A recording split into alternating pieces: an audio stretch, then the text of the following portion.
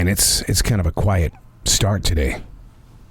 This next 24-hour period, though, is going to be a little rough. But right now, as this day is beginning, it's kind of quiet. And I'm kind of getting into it. As the heart wakes, the rest of the soul feeds the imagination its daily dose of what is required. And as a writer, my choice is to always be aware through the art of listening. Now, most would accuse me of being hard of hearing, but that's never the situation. I'm extremely busy listening to everything else around me. It's usually several things at a time. From my blue crown conure softly singing just in the other room, to the air lifting heat into the space that I occupy because it's a near frozen morning, and I can hear the jets from the airport, which is maybe 25, 30 miles away, and yet it's collaborating with the bright red cardinals just outside my window. Being aware of what's around us puts each and every one of us in the presence of what is called now. This is mindfulness. Without it, we lose touch with time, including the days on the calendar. Now, some people might find that a little boring. Knowing why it should be practiced helps calm the wild child in each and every one of us. Now, I do understand the feeling of always wanting to do something, to always run. And then I find myself asking the question, so, what did you learn from this? And if you have no answer, then you start putting yourself on a guilt trip. Hey, it's Arrow. This is The Daily Mess, a chronological walk through an everyday world.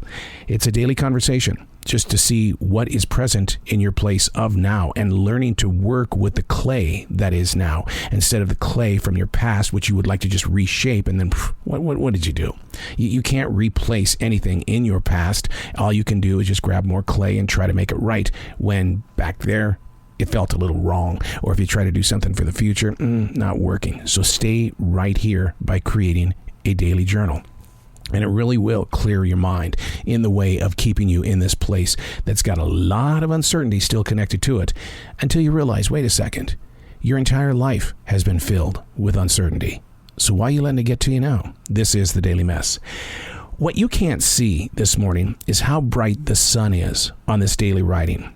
There are so many shadows that I can barely see through these shadows to find my writing. There's got to be a lesson here. The nib on this page, but the shadows of my hand overbear what is well lit. I've got to trust my arm in sending back to the brain that it's happening. Just, you don't have to see it, just know that it's happening. A normal person would move to a different area or lower the shades on the window, right? Well, my choice is to feel the energy of both the sun and the shadow at the same time. I had to take pictures of this because really, you through the shadows, you can't see the writing. You can't see the nib of the writing instrument. All you have, this beautiful sun combined with the shadows. Dear future reader and future listener, the picture remains undeliverable. The imagination is challenged because it's used to seeing the entire layout of writing. The mind's eye wants to find the story within the layer of all of these shadows. It's almost like a fog. So many sources of light, yet they're all blackened by objects, including my writing hand. It's almost like we're falling witness to our own eclipse. And at the end of this page, guess what? Everything was back to normal. I could see the writing. We do that with our personal lives, is that we allow the shadows to control everything that we're doing, to convince my hand to keep writing, even though I could not see the page through the shadow. That was a lesson. That was, hey, look, we can make it through this place that we have dubbed darkness. And that's what we need to do, is that when you get into that moment where maybe something mentally is taking you down, keep pushing. There's always going to be change around every corner, and you've got to be able to take uncertainty and say, hey, you know what?